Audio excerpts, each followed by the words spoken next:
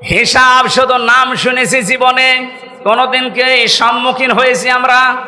এটা যে কত বড় কঠিন, যারা এই চিন্তায় থাকতো তাদের জীবনই আল্লাহ পাল্টিয়ে দিয়েছে। খলিফাতুল মুসলিমিন হযরত ওমর রাদিয়াল্লাহু তাআলা আনহু তার সন্তানটাকে মাদ্রাসায় দিয়ে আসলেন আব্দুল্লাহ। ওখানে প্রধান বিচারপতি হযরতে আলীর সন্তান হোসাইনও পড়ে, বারবার কলম ফেলে দিচ্ছে, ডাক দিয়ে বলে, আব্দুল্লাহ তুলে দাও, তুলে দাও, তুলে দাও। তিনবার বলার পর ওনার কাছে রাগ হয়ে বলে, হোসাইন তুমি বারবার কলম ফেলে দাও, আমারে তুলতে বলো, আমি কি তোমার খাদেম, চাকর নাকি? হযরত হোসাইন মুশফসকে বলেই ফেলেছেন যে তুমি শুধু চাকর না, তুমি চাকরের বাচ্চা চাকর। ছোট মানুষ তো বোঝে নাই কথার অর্থ। একবারে বাড়িতে গেছে, তার বাবা কিন্তু দেশের প্রেসিডেন্ট, ডাক দিয়ে বলছে, আব্বা আমি আর মাদ্রাসায় যাব না। কেন? হোসাইন আমারে গালি দিয়েছে, শুধু আমাকে না তোমাকেও ছোট করেছে। চাকরের বাচ্চা চাকর বলেছে, এতগুলো মানুষের সামনে তুমি বিচার করো, নয় মাদ্রাসায় পড়া আমি যাব না। ঠিক আছে, এখন না, জমার দিন বিচার করব। জমার দিন যখন হাজারো মানুষ সামনে বক্তব্য দেওয়ার সময় তিনি বললেন, সাহাবীরা আমি একটা বিচার করব। হোসাইন এখানে আসো, হ্যাঁ সামনে আসো। ডাক দিয়ে বললেন, তুমি আমার সন্তানটাকে চাকরের বাচ্চা চাকর বলে গালি দিয়েছো, খাদেমের বাচ্চা বলে। হযরত হোসাইন বললেন, হ্যাঁ। কেন বললে? হযরত হোসাইন বলে, খলিফা বুকে হাত দিয়ে বলেন তো, আপনি কি আমার নানার খাদেম ছিলেন না?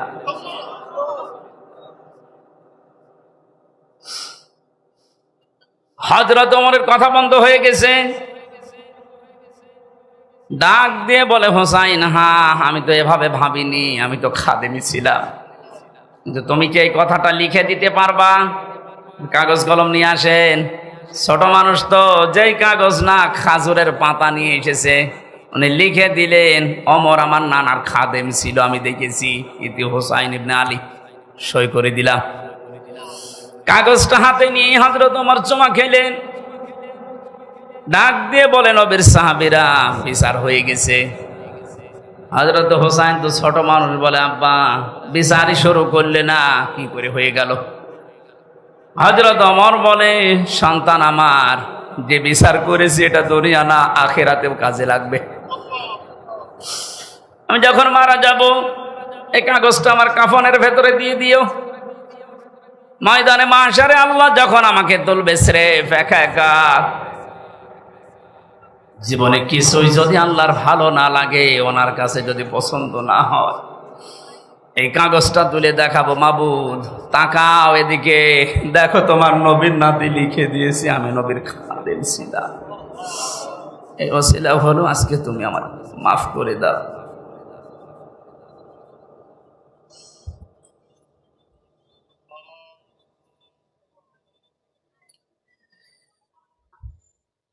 শুধু শুনেছি কিয়ামত, এটা বাস্তবতা এখন অনুধাবন করেননি।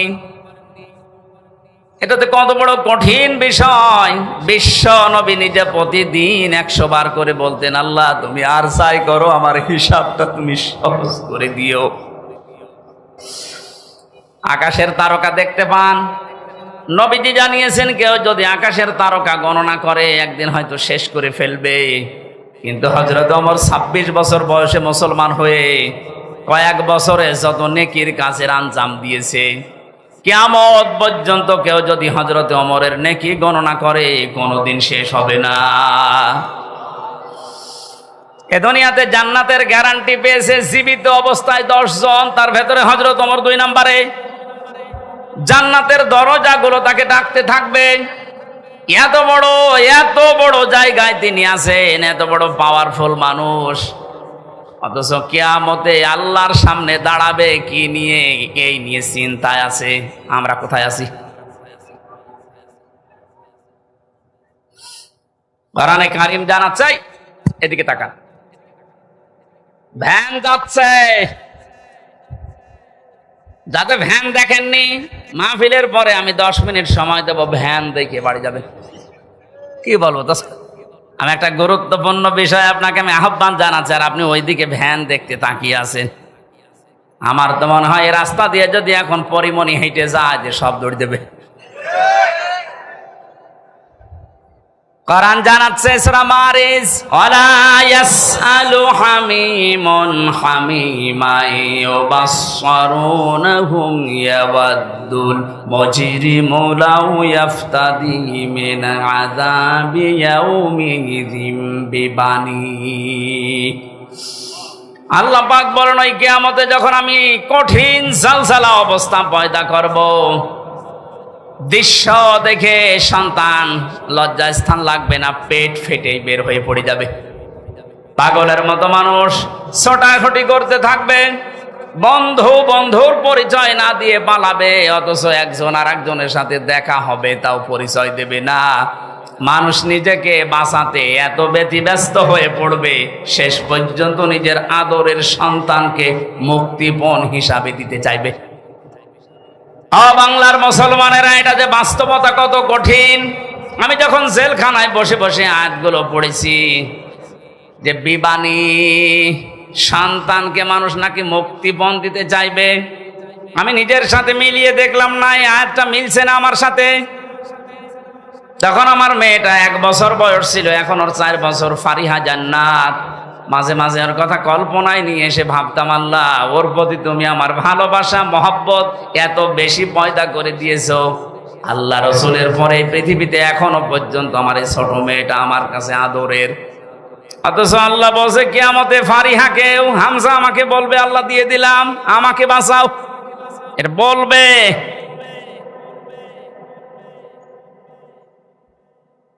وصاحبته وأخيه وفصيلته التي تؤويه। আল্লাহ বলেন শুধু তোর সন্তান না, তোর স্ত্রীকে, তোর ভাইকে, তোর জ্ঞাতি গোষ্ঠী, তোর দলের লোক, তোর বংশের লোক, যারা তোকে আশ্রয় দিত সামাজিক ভাবে রাজনৈতিক ভাবে, তাদেরকেও বলবি আল্লাহ দিয়ে দিলাম, তুমি আমারে কিছু বলবা না। অমান ফিলারতে জামিয়া, এমনকি দুনিয়ায় যত সম্পদের মালিক ছিল সব দিতে রাজি হয়ে যাবে। এটা আমি কালকে কোর্টে বুঝেছিলাম যে অমাং ফিল আরদি জামিয়া। কালকে হাজী সেলিম হাউ মাউ করে কাঁদছিল, যে কত সম্পদের মালিক আপনারে ব্রেনে ধরবে না। অথচ হাউ মাউ করে কাল আসামির ওই কাঠগড়ায় দাঁড়িয়ে কি কান্না, ওর মনে কথা তো বলতে পারে না। আমার মনে হচ্ছে যদি কথা বলতে পারতো সঠিকভাবে, বলতো বিচারপতি যা লাগে আমার সম্পদের সব নিয়ে যান, আমার এই অপমান থেকে বাঁচান। আল্লাহ ওইটা তুলে ধরেছেন অমাং ফিল আরদি জামিয়া। ও দুনিয়ার যত স্থাবর অস্থাবর সম্পদের মালিক ছিল বলবে আল্লাহ সব দিয়ে দিলাম, সুম্মা ইউজি, এরপর আমাকে বাঁচান। আল্লাহ সাফ জবাব দিচ্ছেন আয়াতের পরে, কাল্লা ইন্নাহা লাযা,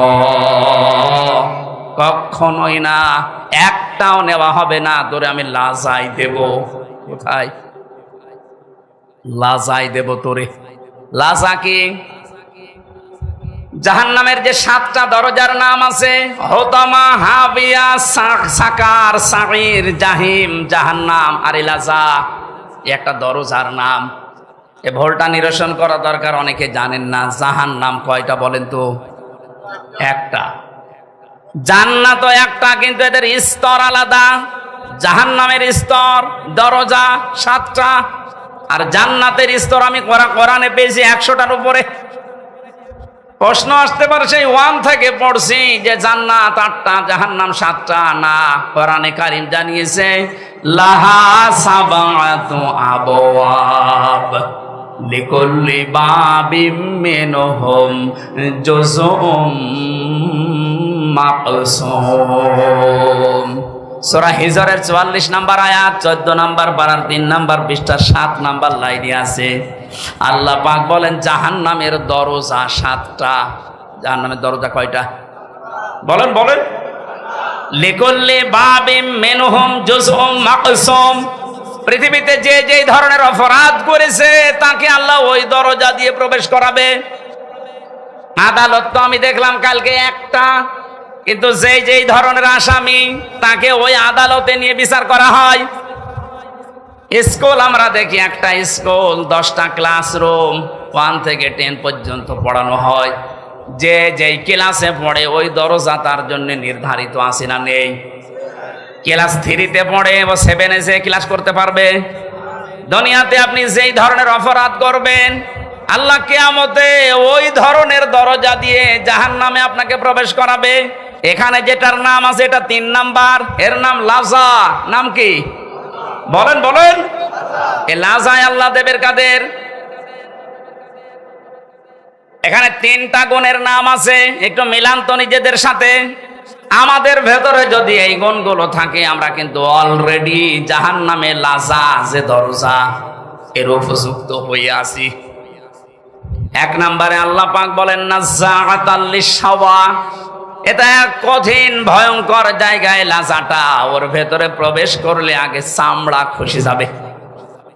শুনতে যত সহজ মনে হইল, বাস্তবতা কি অত সহজ? পৃথিবীতে এমন কোন ঘর আছে যে ঘরে ঢুকলে চামড়া উঠে যায় না? মাটির নিচে যেই কয়েকদিনই ছিলাম, ওরা প্রতিদিন মাঝে মাঝে আসতো আমারে, বলতো হুজুর আমরা এই যে এইগুলো দিয়ে নখ তুলি আর এগুলো দিয়ে চোখ তুলি, রিমান্ডে যে শাস্তি দেওয়ার জিনিস আছে আমার দেখাইতো, আমি যেন ওদের ওই ভয়তে সব বলে দেই। ওরা যেগুলো মিথ্যা আমারে বলতে বলতো, না এগুলো এত মিথ্যা আমি বলতে পারবো না। যে বিষয়গুলো দেখিয়েছে, যতক্ষণ পর্যন্ত শরীরে টাচ না করেছে একটা জিনিস আমার শরীর থেকে খসে নাই। আল্লাহ বলেন এমন লাজায় আমি দেব, প্রবেশ করতে দেরি সঙ্গে সঙ্গে তো চামড়া সব খুলে যাবে। কাকে ডাকবে এই লাজায় জানো? তাদউ মান আদবার ওয়া তাওয়াল্লা। যে মানুষগুলো এই পৃথিবীর ময়দানে সত্যের দিকে আহ্বান করার পরও অ্যাবাউট টার্ন করে পেছন ফিরে মুখ ফিরিয়ে চলে গেছে, এ বাংলাদেশে এই চরিত্রের মানুষ বেশি। চোখে আঙ্গুল দিয়ে দেখানো হয় এটা সত্য পথ, এটা ন্যায়ের পথ, জানার পরেও অনেকে অ্যাবাউট টার্ন করে অহংকার করে মুখ ফিরিয়ে চলে যাচ্ছেন। এটা যে কত বড় অপরাধ! কোরআনে কারিমের সূরা আরাফ 14 নম্বর পারার 14 নম্বর পৃষ্ঠার 7 নম্বর লাইনে 40 নম্বর আয়াতটা আল্লাহ নাযিল করেছেন এই জন্যে, ইন্নাল্লাযীনা কাযযাবু বিআয়াতিনা ওয়াস্তাকবারু আনহা লা তুফাত্তাহু লাহুম আবওয়াবুস সামা ওয়া লা ইয়াদখুলুনাল জান্নাহ। নরসিংদীবাসী একটু খেয়াল করেন, নিশ্চয় যারা আল্লাহর আয়াতকে মিথ্যা প্রতিপন্ন করে, মিথ্যা মনে করে। আপনারা বলতে পারেন কয় আল্লাহর আয়াত তো মিথ্যা মনে করি না, মিথ্যা প্রতিপন্ন করি না, তে শোনার পর আপনি ঘাড় ঘুরিয়ে চলে যান কোন কারণে? এইটাই তো মিথ্যা প্রতিপন্ন করা। আস্তাকবারু আনহা, আল্লাহর আয়াত শোনার পরে অহংকার করে মুখ ফিরিয়ে চলে যাওয়ার সময় আবার টিটকারি মারতে মারতে যায়। এদেশে নেই? এই কথা বলে না কেন? আছে। আপনি এখন চার দোকানে যান, দেখেন কি গীবত হচ্ছে ওখানে। আল্লাহ পাক বলেন আস্তাকবারু আনহা, শুধু চলে গেলে তো হয় না, অহংকার করে যাওয়ার সময় মুখ ফিরিয়ে চলে যাচ্ছে। ওয়ালা ইয়াদখুলুনাল জান্নাহ, এই মানুষগুলোর জন্য আমি আল্লাহ জান্নাত বরাদ্দ করি নাই। ইয়াদখুলুনা মুজারে বর্তমান ভবিষ্যৎ, প্রেজেন্ট ফিউচার। এদের জন্য এখন এরা মারা গেলে জান্নাতে যাচ্ছে না, ভবিষ্যতেও যাবে না। আকাশের কোন দরজা এদের জন্য খোলা নেই। বাবের বহুবচন আবওয়াব, একটা দরজাও খোলা থাকবে না, সব বন্ধ আপনার জন্য। কতদিন পর্যন্ত আপনি জান্নাতে যেতে পারবেন না? আল্লাহ একটা উদাহরণ সেট করেছেন, হাত্তা ইয়ালিজাল জামালু ফি সাম্মিল খিয়াত। যতদিন পর্যন্ত উটে সূচের ছিদ্র দিয়ে উট প্রবেশ করে যেতে না পারে, ততদিন আপনি জান্নাতে যেতে পারবেন না। এই উদাহরণটা আল্লাহ সেট করলেন কেন? কারণ বাস্তবে আমরা যেটা দিয়ে বুঝি ভালো, ওই উদাহরণ আল্লাহ ওই বিষয়ের আগে সেট করে দেয়। আমরা এটা বুঝলাম কোনদিন সূচের ওই ছিদ্র দিয়ে উট প্রবেশ করা সম্ভব? আরো জোরে বলেন। আল্লাহর কোরআন শোনার পরে যারা অহংকার করে মুখ ফিরিয়ে চলে যাচ্ছেন, জান্নাতে যাওয়া আপনার জন্য এইরকম অসম্ভব। ওয়াকাযালিকা নাজিজিল মুজরিমিন, আল্লাহ পাক বলেন জালেম মুজরিম যারা পাপিষ্ঠ যারা, এদেরকে আমি এভাবেই শাস্তি দিতে থাকবো।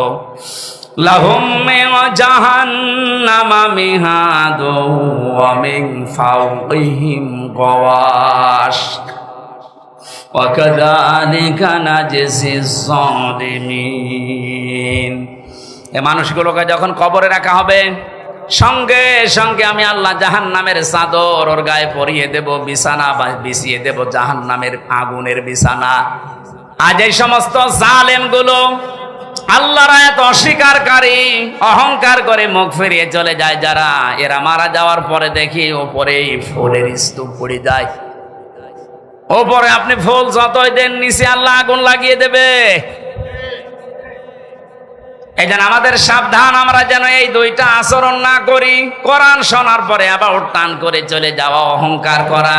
3 নম্বরে ওয়া জামাআ ফাআওয়া,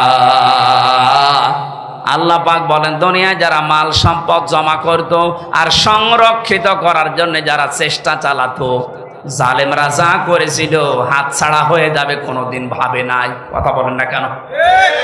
সারা জীবন মনে করেছিল এটা স্থায়ী, এ কোনো দিন আমার হাত থেকে যাবে না। দুনিয়ার জীবনটা এরকম, আপনি কোনো কিছু স্থায়ী ভাবে রাখতে পারবেন না।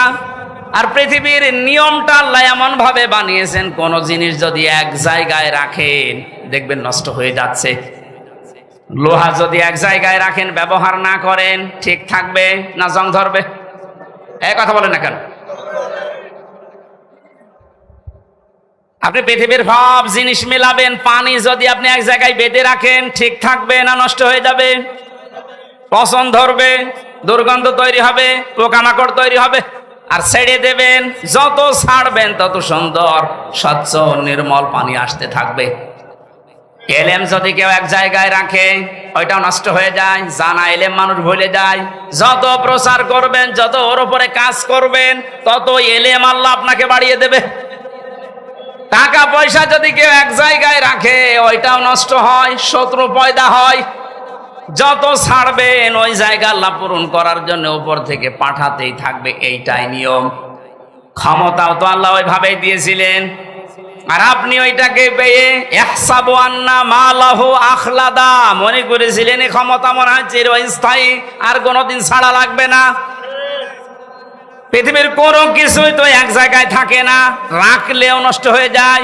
ক্ষমতাও এক জায়গায় রেখেছিলেন, এমন ভাবে নষ্ট হয়েছে এখন নামও করতে পারছেন না। কিন্তু যদি মাঝে মাঝে পাল্টাতো তাহলে এত গরম হতো না।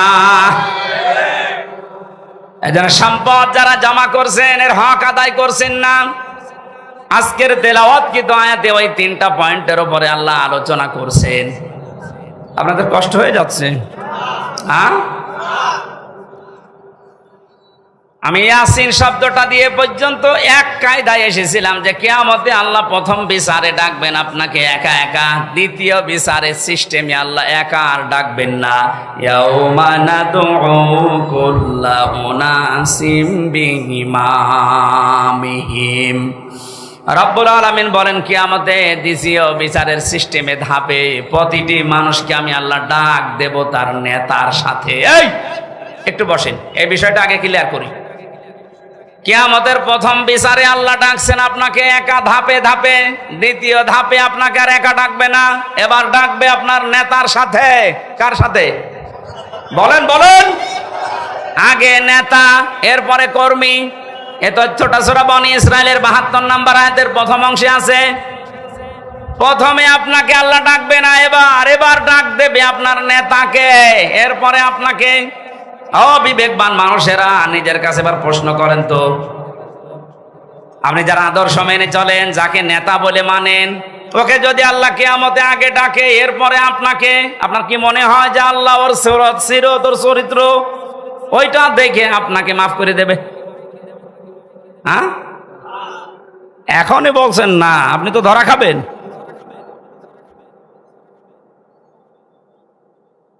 আপনি এই যে মানুষগুলোর দিকে তাকান, কত আগ্রহ নিয়ে এদিকে তাকিয়ে বলছেন না, কারণ আমি যারে মেনে চলি, যার আদর্শ মানি, ওকে আল্লাহ যদি আগে ডাকে আর আমাকে যদি পেছনে রাখে, ওর চেহারা দেখে আল্লাহর রাগ হয়ে যাবে। কথা বলে না কেন? ওর চেহারা দেখে যদি আল্লাহর রাগ হয়ে যায়, তো পেছনে আর তাকাবে না, ওরে যেখানে দেবে আপনারাও দেবে ওখানে। এই জন্যই বলছে আদর্শ ঠিক করা লাগবে এক্ষুনি। বাড়ি যেয়ে ঠিক করবেন না, এক্ষুনি সিদ্ধান্ত নিয়ে যান। ইয়াসিন বলে আল্লাহ যাকে ডাক দিলেন, তাকে ছাড়া দুনিয়া আমি আর কাউকে আদর্শ মানি না। আমি জানি যারা ঠিক বলছেন এ কথার অর্থ বোঝেননি। এটা বাস্তবে যদি আপনি নিয়ে যেতে পারেন, এ মাহফিল সাকসেস হবে। যে 7টা নামে ডাক দিয়েছেন রসুলকে, কোন অপমান, কোন অপদস্থ না খেয়ে থাকবেন না, মায়ের খাবেন না, কেউ চোখ রাঙানি দেবে না।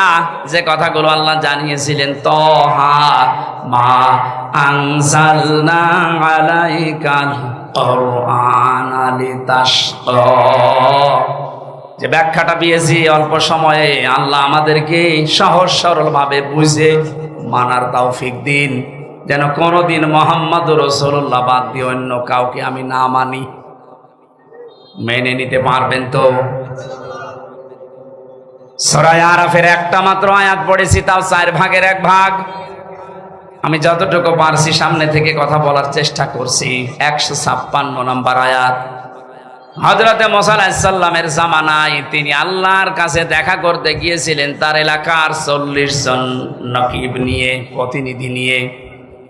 ওখানে ঘুরে আসার পরে বিশাল ঘটনা তাফসিরে আছে। আমি শিক্ষার জন্য 3টা বিষয় বেছে নিয়েছি।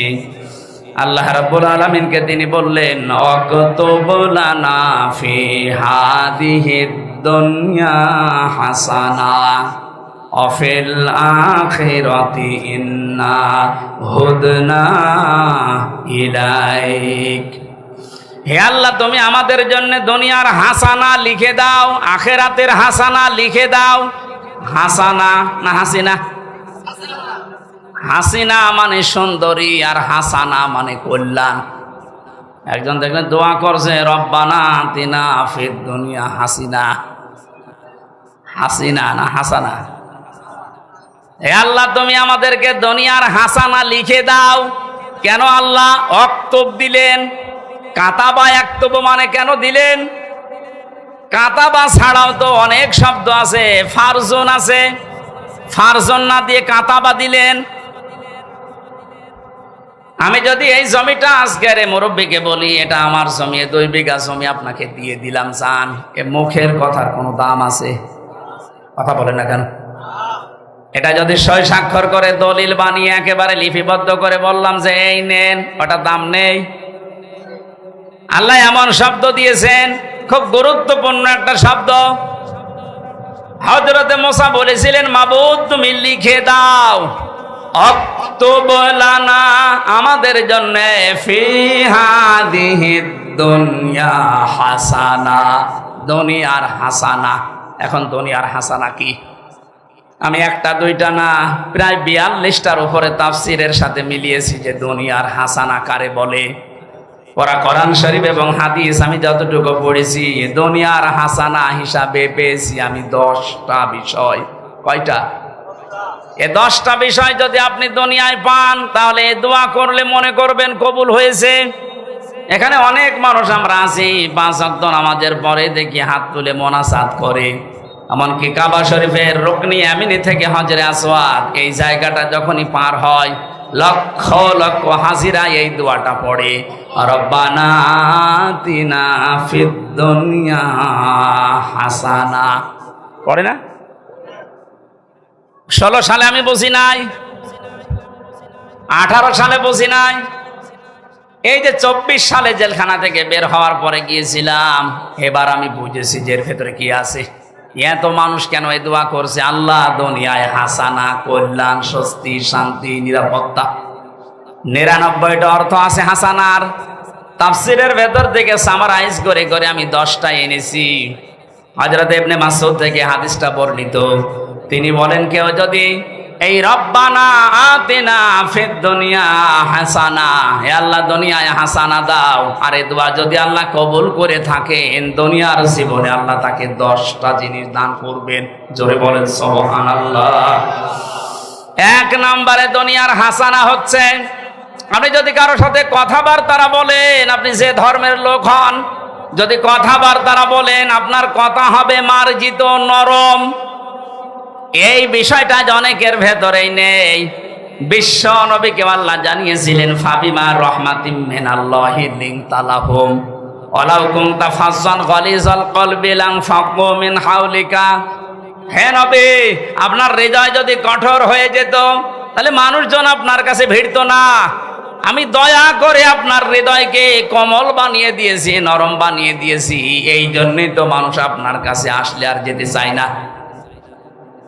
অবাস্তবতা, বহু মানুষকে উপরে উপরে আমরা দেখতে পাচ্ছি, কত বড় বড় জায়গায় বসে আছে, কিন্তু হাসানা পায়নি। তাদের আচরণ, তাদের কথাবার্তা, তাদের ব্যবহার, তাদের অ্যাক্টিভিটিস গুলো দেখলে শয়তান পর্যন্ত হাসে। যে যত বড় চেয়ারে থাকবে, তার আচরণ, তার কথাবার্তা, তার অ্যাক্টিভিটিস গুলো তত নরম হওয়া লাগবে, তাহলে এই দোয়া তার জন্য কবুল হবে। কত অফিসে দেখতে পাই আমরা, কর্মচারী যারা আছে, সহকারী যারা আছে, 8 ঘন্টা ডিউটি, 10 ঘন্টা পার হয়ে যাচ্ছে, বাড়ি যাওয়ার কথা মনে হয় না। অথচ এমনও অফিসার আছে, 8 ঘন্টা ডিউটি, এই কর্মচারীরা মনে হয় যে জাহান্নামে আছে। এক কথা বলছেন এখানে। এই যে দোকানদার, এ দোকানে কর্মচারী আছে, 8 ঘন্টা ওর ডিউটি, মালিক এমন ভাবে গালিগালাজ করে, ব্যবহার করে, ও মনে মনে ভাবে আল্লাহ 8টা ঘন্টা পার হবে কখন। আমি আমারও মানুষ পেয়েছি, ঝিনাইদহ জেলার ডিসি পেয়েছিলাম, এসপি পেয়েছিলাম, টিওনও পেয়েছিলাম। ব্যবহার এত সুন্দর, এত মার্জিত, ওর কাছে 8টা ঘন্টা মানুষের কেটে যাওয়ার পরে বের হয়ে বলো, হুজুর স্যারের ব্যবহার এত সুন্দর, 8 ঘন্টা কখন কেটে যায় টেরটো পাই না। মনে হয় 10-12 ঘন্টা ডিউটি করলে আমাদের ভেতরে কোনো ক্লান্তি আসে না। জেলখানায় আমরা যারা ছিলাম 3টা বছরের মাঝে, জামাতে ইসলামী বাংলাদেশের শ্রদ্ধাভাজন আমির ডাক্তার শফিকুর রহমান, এই লোকটাকে বাইরে থেকে যে যাই মনে করো, অনেকে মনে করে বাংলা শিক্ষিত মানুষে কি আর কি, আপনি মিশেছেন কোনো দিন? আমি প্রথমে তার সাথে ছিলাম 4 দিন। মানুষ যে এত নরম হতে পারে, অথচ উনি তো আমার মতো হামজা না, সারা দেশের জামাত ইসলামের মতো এত বড় সংগঠনের আমির। তার যে ব্যবহার, তার কমল সে এত হৃদয়, এত নরম, আমি হাত তুলে বসে আছি, আমার কোনো কান্নার ভাব নেই। অথচ লোকটা হাত তুলতে দেরি হতো, চোখে পানি আসতে দেরি হতো না। মানুষের ব্যবহার এত নরম হতে পারে, মাঝে মাঝে মনে করতাম আল্লাহ জান্নাতি মানুষ যদি আমার মনে হয় কাউকে দেখতে, এই লোকটার দিকে তাকালে আমার মনে হয় এটা জান্নাতি মানুষ। আমি কোরআনের হাফেজ, আমি তাহাজ্জুদের 12 রাকাতে মাত্র 1.5 ঘন্টা 2 ঘন্টায় আমার শেষ হয়ে যেত। অথচ একটা জেনারেল শিক্ষিত, একটা ডাক্তার, সারা দিন উনি কোর্ট কাছারি করে এসে হাজিরা দিতে হতো। সেই কেন্দ্রীয় কারাগার থেকে, কাশিমপুর থেকে আসতো সদরঘাটে। সারা দিন এই গাড়ি, যে গাড়ি ওর ভেতরে থাকলে এমনি মানুষ সিদ্ধ হয়ে যায়। সিট হচ্ছে টিনের সিট, আর যেভাবে ধাক্কা লাগে, 4-5 ঘন্টা যাওয়া আসা করতে প্রায় 6-7 ঘন্টা সময় চলে যায়। শরীর তো ক্লান্ত হয়ে বসলেই ঘুম লেগে যাওয়ার কথা। আমার মতো যুবক মানুষ কোর্টে হাজিরা দিতে গেলেই পড়ে যেতাম। আর এই রকম ধরনের 70 বছর, প্রায় ওনার বয়স 65 থেকে 70 বছর, এ মুরব্বী মানুষটা এত কষ্ট স্বীকার করে এসে, তাও আমার তো 2টা মামলা, আর ওনার মামলা কত উনি নিজেও জানে না। এতগুলো মামলা মাথার উপরে নিয়ে হাজিরা দিয়ে, ওনার ছেলে জেলে, বউ অসুস্থ হয়ে হাসপাতালে, ওনার নিজের দলের লোকগুলো সব পালিয়ে বেড়াচ্ছে, কেউ জেলখানায় ভর্তি হয়ে আছে। এরকম কঠিন পরিস্থিতিতে কোনো আলোর সন্ধান নেই। সপ্তাহে 4-5 দিন করে এত দূর থেকে হাজিরা দিয়ে এসে রাতের বেলা 8টা 9টা 10টার সময় যখন ঢুকতো, বললাম তার খাবার খাবেন না? তো খাবার ভাত খাইতো না, তরকারি ওই সবজি, তাও জেলখানার যে সবজি। খাবার পরে কিছুক্ষণ জিকির করা, দরুদ শরীফ পড়ে 2-1 ঘন্টা ঘুমানোর পরে তাহাজ্জুদের নামাজে দাঁড়িয়ে যতটুকু মুখস্থ আছে পড়তো। আর এই যে সেজদা, আমার 12 রাকাত নামাজ শেষ হয়ে যাচ্ছে, ওনার এক সেজদায় 1.5 ঘন্টা 2 ঘন্টা কেটে যাচ্ছে। মানুষের ভেতরে ইখলাস না আসলে, তার ভেতরে ভালোবাসা মানুষের এমনি জন্ম নেয়।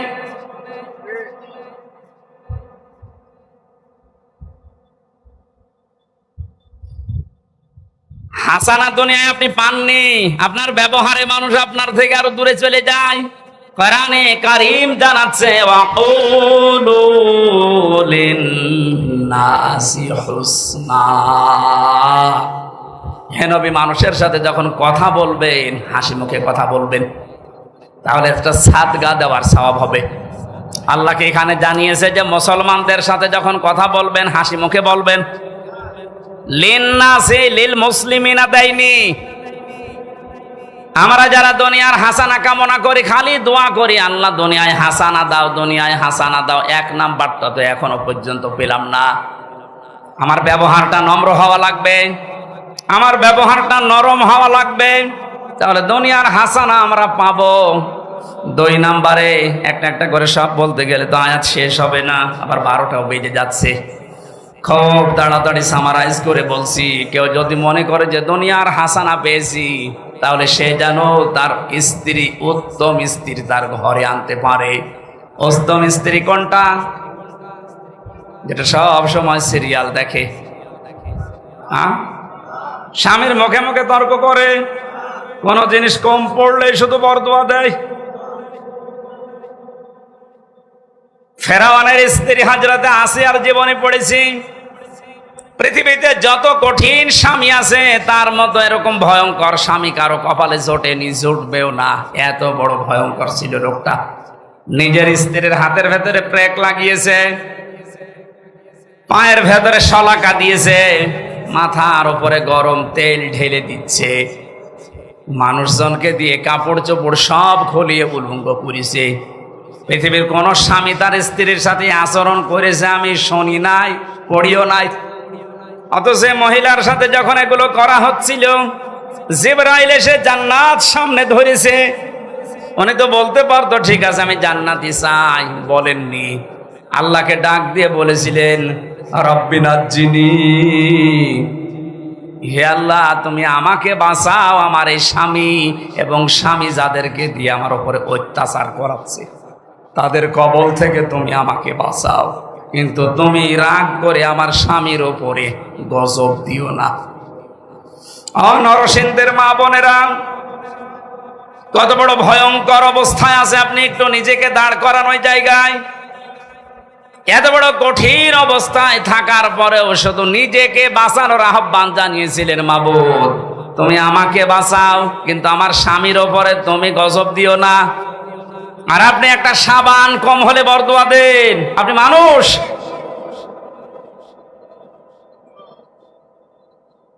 একটা হাদিস মনে পড়ছে,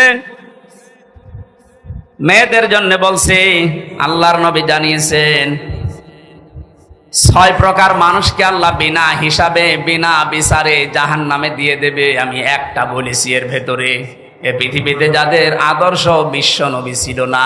2 নাম্বারে, যেই মহিলাগুলো নিজের স্বামীর সাথে সংসার করতে রাজি না, ওনারা খালি বারবার সংসার ভাঙতে চায়, তালাক নিতে চায়।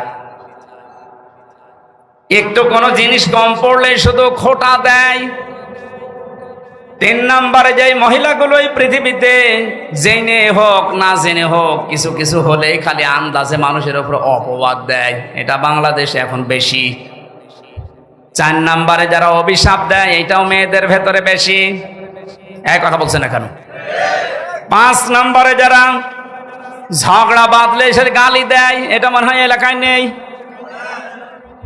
আমি সেই দিন কোন জেলা থেকে যেন আসছিলাম, খুলনা থেকে। আসার সময় এক বরফ বিক্রেতা, ওই যে আইসক্রিম বিক্রি করে, ওই লোকটা এক বাড়ির পাশে দাঁড়িয়ে দুই মহিলা গালি গালাজ করছিল, সে জনমের গালি, ওইটা আবার ভিডিও করে তুলেছে, তুই মাইকে বাজাচ্ছে।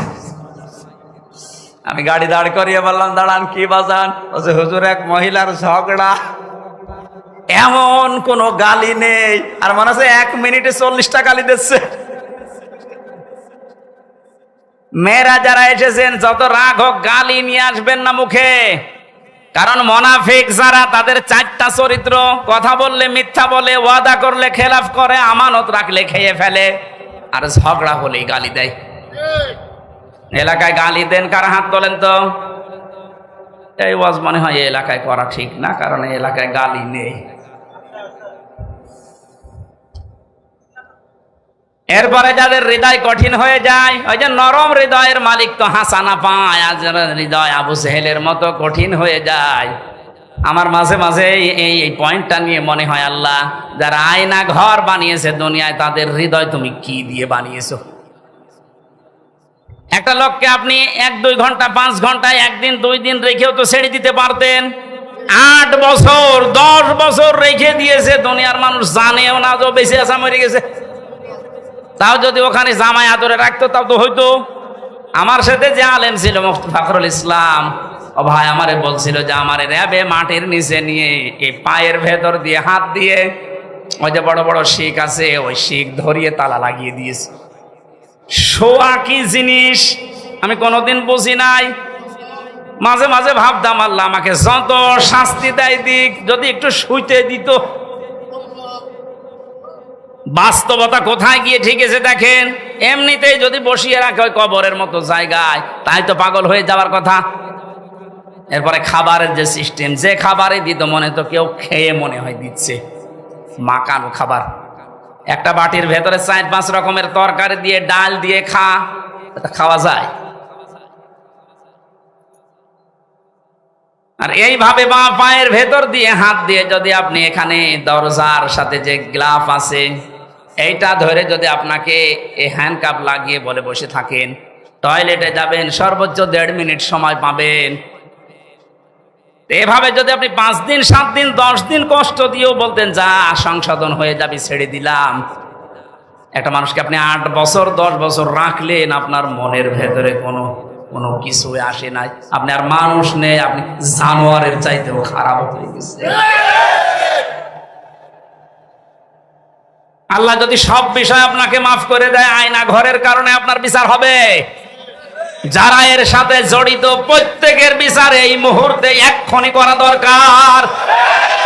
আর কিয়ামত পর্যন্ত আয়না ঘর নামে বাংলাদেশে যেন কোনো কিছু না হয়। এই কথা বলে না কেন? এদের শাস্তি যদি ত্বরান্বিত করা না হয়, পরবর্তীতে কোন জালেম যদি আবার এ দেশে আসে, ওরাও কিন্তু আবার এরকম কিছু করবে। দোয়া করেন বারবার, আল্লাহ তুমি আমাকে হাসানা দাও। তো হাসানা আপনি কি নিচ্ছেন? আপনার হৃদয়টা এখনো পাথরের চাইতেও শক্ত। স্ত্রী হিসাবে যাকে নিয়ে এসেছেন, 4টা জিনিস দেখার জন্য নবীজি বলেছিলেন যে বংশ দেখবা, চেহারা দেখবা, সম্পদ দেখবা, আর দিনদারি দেখবা।